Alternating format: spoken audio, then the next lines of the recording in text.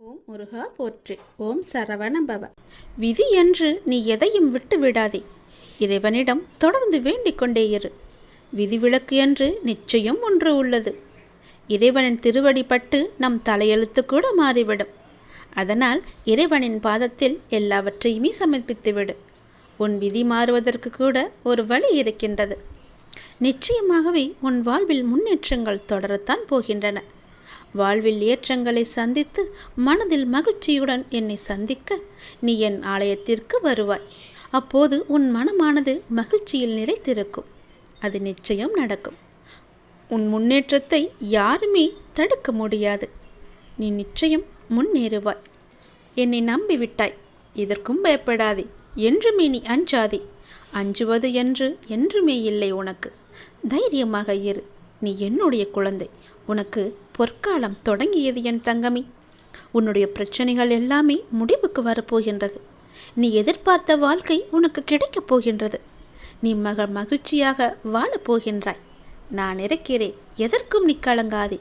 உன்னோடு எப்போதுமே எல்லா நேரத்திலுமே எங்குமே நான் இருந்து கொண்டே இருப்பேன். உன்னுடைய வாழ்வில் ஒரு அதிசயம் நடக்காதா என்று ஏங்கி தவித்து கொண்டிருந்தாய் அல்லவா? 2 மாதத்திற்கு முன்பே உன்னிடம் நான் சொல்லியிருந்தேன், உன் வாழ்க்கை அடியோடு மாறப்போகிறது என்று. அதற்கான காலகட்டத்தை நீ நெருங்கிவிட்டாய் என் தங்கமி. உன் காலம் பொற்காலமாக மாறப்போகிறது. உனக்கு யோகம் அடிக்கப் போகிறது. பாய்ந்து வரும் யோகத்திற்கு சக்தி அதிகம். அதை ஆள்வதற்கு உன்னை தயார்படுத்திக்கொள். நீ எந்த அளவுக்கு எதிர்பார்த்து காத்திருந்தாயோ அந்த யோகத்தை அதைவிட பல மடங்கு நன்மையாக நான் உனக்கு தரப்போகிறேன். பல மடங்கு நன்மை அதில் இருக்கும். ஒரு சிலருக்கு இந்த யோகம் கிடைக்காமல் போட போகலாம். ஏனென்றால் நீ என்னுடைய குழந்தை. என் குழந்தைகளை தேர்ந்தெடுத்து இந்த யோகத்தை நான் கொடுத்திருக்கிறேன். அப்படிதான் உன்னையும் நான் தேர்ந்தெடுத்திருக்கிறேன். இன்னும் வரவில்லை என்று ஏங்கி தவிக்காதே.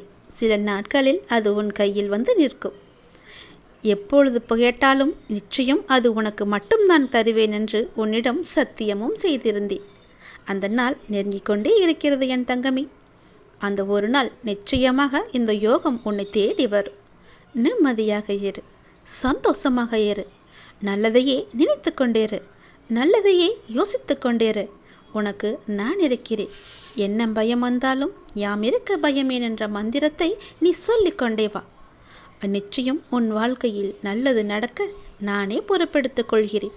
அந்த யோகம் உனக்கு அடிக்கும்போது யாராலும் உன்னை தடுத்து நிறுத்த முடியாது. அப்படி ஒரு அதீத மகிழ்ச்சி, அதீத வளர்ச்சி உன் வாழ்க்கையில் இருக்கும். யார் கண்பட்டதோ என்று நினைத்திருந்தாய் அல்லவா? அந்த கண்ணடிகள் எல்லாவற்றையுமே நான் நீக்கிவிட்டேன். உன் வாழ்க்கை ஒளிமயமாக மாறப்போகிறது. சந்தோஷமாகவே இருக்கப் போகிறது. யாரும் எதிர்பாராத வண்ணம் உன் வாழ்க்கை மாறப்போகிறது.